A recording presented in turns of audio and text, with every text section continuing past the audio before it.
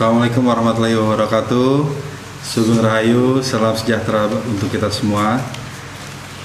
Pada episode kali ini kita akan membahas tentang mata batin nih teman-teman nih. Nah, bisa dijelasin gak Ki? Atau Baby, mata batin itu sebenarnya apa sih? Definisi mata batin itu apa sih Ki? Kayak kita sering dengar nih perihal mata batin. Nah, mata batin itu sendiri itu seperti apa sih Ki sebenarnya? Jadi kalau mata batin itu suatu keilmuan di mana terdiri dari mata atau terawangan dan batin, itu ya semacam tali rasa gitu. Jadi mata batin itu sendiri dibagi atas dua, mata dan batin. Iya. Mata itu terawangan dan batin itu adalah tali rasa atau olah rasa. Oke, yang pernah kita bahas ya. Oke. Nah, manfaatnya nih Ki, manfaat mata batin itu untuk apa Ki?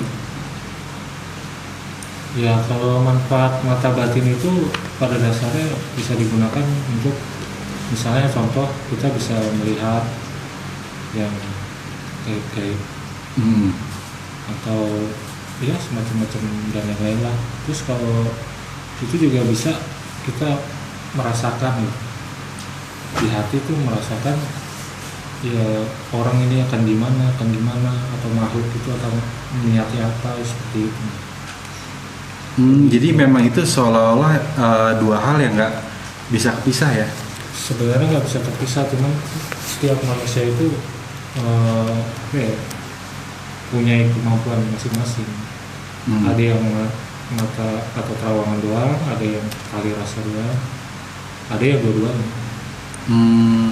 Nah, kalau untuk Baby sendiri nih Beb, anak indigo, Baby sendiri istilahnya mempunyai mata atau batin aja atau kedua-duanya nih Beb?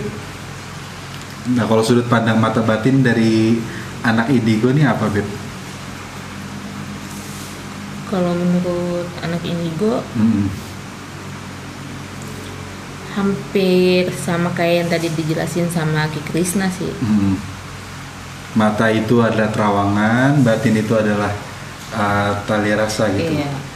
Yang didapatkan oleh dari mengolah rasa. Itu sama kurang lebih? Sama.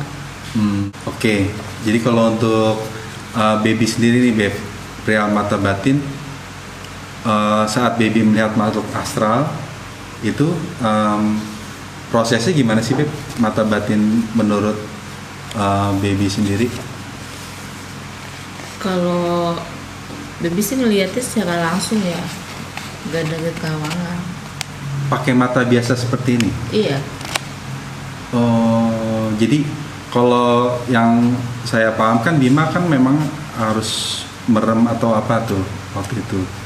Nah, ini Baby melihat langsung dengan mata kasar seperti ini? Iya. Dan itu terlihat? Terlihat.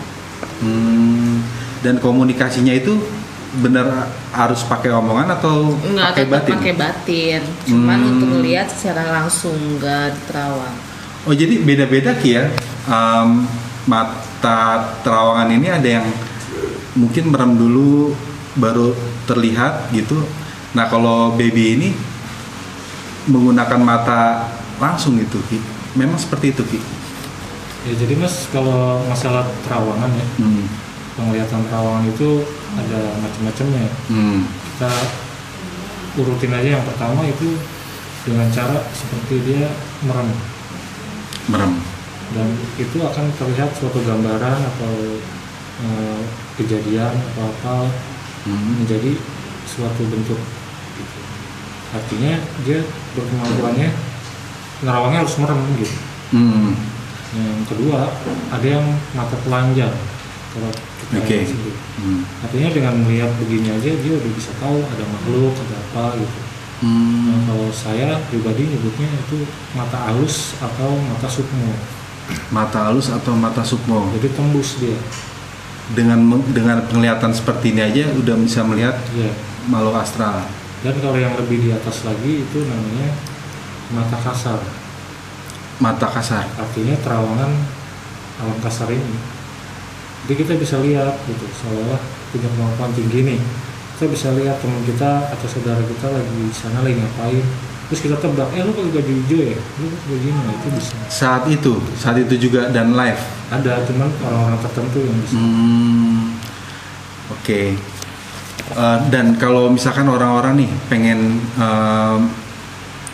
bisa di terawangan, bisa pengen punya terawangan nih, itu bisa belajar atau gimana nggak, Ki? Sebenarnya bisa. Kan Untuk pada terawangan waktu itu. episode yang lalu kan pernah dijelasin sama teman kita Bima ya, Iya. yang caranya aja seperti itu, yang lihat cermin dan segala macam. Oke. Ya bisa aja, cuman kan langkah lebih baiknya tuh benar-benar fokus sih sebenarnya. Kalau misalnya udah fokus, udah konsentrasi ya, kalau masih belum berarti masih belum dibuka. Kan? Karena pada dasarnya mata terawangan itu kayak di sini mas, di bagian sini, itu seolah kayak ada mata, tapi bukan dajjal ya. Ada mata namanya ajna. Itu terbuka. Itu kalau nggak salah itu apa namanya, cakra ajna ya. Oh itu yang untuk untuk terawang itu cakra ajna itu. Menembus dimensi alam gaib ini. Oke. Nah berarti bisa orang kalau ingin belajar dan ingin dibuka terawangannya itu bisa aja Ki ya. Bisa ada yang melalui proses latihan belajar, ada juga yang dibukain sama yang ahlinya gitu. Nah kemudian kalau orang rawang nih Beb, kalau orang rawang misalkan melihat suatu objek gitu, satu objek di alam goib, misalkan objek A gitu, dan misalkan Ki Krisna atau Bima melihat objek A yang sama, itu penglihatannya sama atau beda, Beb? Kalau nerawang kan Sama-sama nerawang nih semuanya iya. nih. Kalau nerawang kan kayak lebih ngeraba ya. Kayak lebih ngeraba. Nah, maksudnya kayak lebih kayak gini gitu. Bisa jadi beda sama penglihatannya secara langsung sama yang nerawang. Ada bedanya berarti. Ada bedanya. Karena itu tadi mungkin tiap orang itu punya kemampuan yang berbeda-beda tingkat terawangannya gitu ya Ki. Sekarang kita masuk batin nih. Kalau dari Ki Krisna atau Baby, batin itu atau tali rasa itu bisa dipelajari nggak sih untuk tiap-tiap orang gitu? Jadi kalau tali rasa atau batin sebenarnya semua orang awam punya mas. Semua orang awam punya. Artinya semua manusia itu punya, karena kalau nggak punya pasti dia nggak punya perasaan pasti. Intinya itu kan batin itu lebih ke perasaan. Apa itu yang waktu Bima bilang itu waktu yang perihal episode tentang olah rasa, itu lebih ke apa namanya, kepekaan seseorang gitu. Itu masuk gak Ki? Masuk. Jadi kepekaan itu sungguhnya masuk. Jadi kepekaan ada yang peka terhadap hal gaib, ada yang kepekaan terhadap alam, lingkungan dan manusia juga. Jadi semua orang tuh pasti punya rasa ya. Cuman digunakannya tuh untuk sesuai kebutuhan aja kali ya. Misalkan kalau terawangan itu ada dibarengi dengan rasa, mungkin jadi dapat informasi gitu nggak kira-kira? Iya, jadi kalau mata batin mas, itu kita umpamakan yang logika aja ya. Oke, logikanya gimana? Seperti kita nonton TV. Seperti kita nonton televisi nih. Televisi. Jadi kalau kita nonton televisi ada gambarnya kan, dan ada suaranya. Nah, ibarat gambarnya itu ya terawangan. Oke. Atau mata. Kalau suaranya itu audionya ya tali rasa itu atau batin. Nah, Kalau seandainya kita matiin nih, kita mute suaranya, Mute nih ya. Mute. kita mute gitu. Iya. Nah, kita matiin, berarti kan kita nggak tahu dia ngomong apa, cuma gambar gitu. Oh iya. Berarti itu tandanya orang itu cuma bisa merawang, nggak bisa kali rasa. Itu kebalikannya, kita dengar suara doang gitu. Atau videonya kita matiin gitu kan, jadi rasa. Nah itu orang yang punya batin. Nah yang bagus dua-duanya, jadi bisa paham. Gambar terlihat, apa suaranya terdengar. Artinya kita komunikasi nih, misalnya contoh makhluk gaib ya, kita bisa lihat doang nih, kita nggak bisa. Kadang ada yang nggak bisa, ada yang bisa gitu untuk komunikasi. Nah ini makanya olah rasa itu. Jadi harus dua itu kalau untuk berinteraksi sama makhluk gaib. Jadi kalau misalkan antara mata sama batin nih, mana yang lebih penting nih? Nah itu dua-duanya penting berarti. Penting kalau memang dibutuhkan sesuai ini. Jadi ada istilah ini Ki di luar sana tuh teman-teman ada yang nanya perihal dejavu itu termasuk terawangan nggak Ki? Dejavu atau kita kalau lagi tidur tuh rep-repan atau itu termasuk nggak Ki? Jadi kalau dejavu atau mimpi jadi nyata gitu kan ada tuh orang. Ya. Dan juga seperti kayak apa ya? Itu sungguhnya masuk kategori alam sadar terawangan mas. Alam sadar atau alam bawah sadar? Alam bawah sadar. Alam bawah sadar yang nyambung dengan terawangannya itu. Koneksi. Jadi saat tertidur pun bisa itu. Bisa. Alam bawah sadarnya terawang gitu. Iya, bisa. Oke. Nah kalau dari Ki Krisna nih, dejavu itu apa tuh Ki? Jadi kalau dejavu itu menurut saya ya, jadi sungguhnya nih bedanya dejavu sama mimpi yang nyata ya, kenyataan gitu. Pada saat tidurnya itu, kalau dejavu dia tidak disadarkan. Artinya jadi dejavu itu mimpi Ki? Mimpi, mas sungguhnya sebelumnya jadi mimpi. Nah kalau yang mimpi yang jadi nyata itu pada saat dia tidur mimpi sadar. Jadi bedanya kayak gini. Kalau dejavu,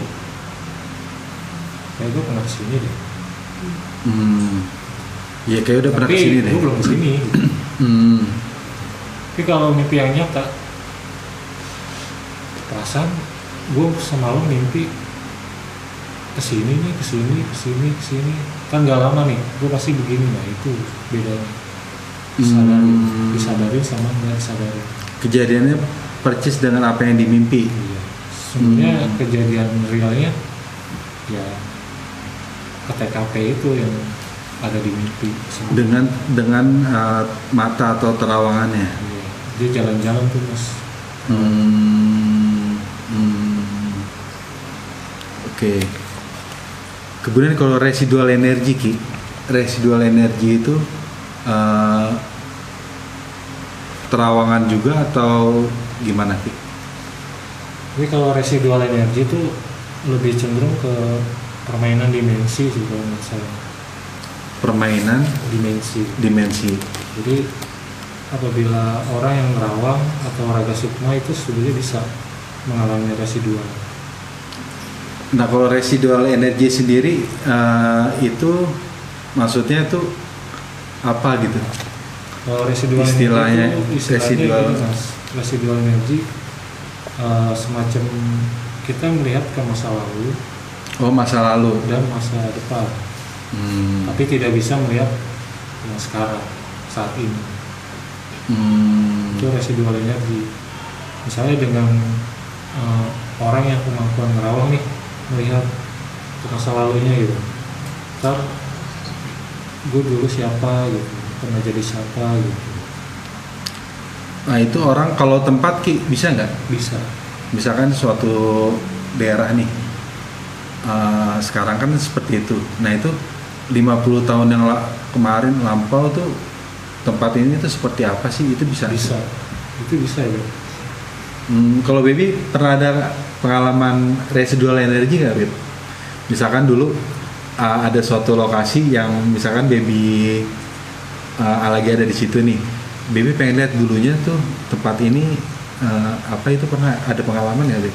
Ada pas waktu ke ini ya Ciater Ciater yang tempat pemandian air panas itu. Iya. Oke.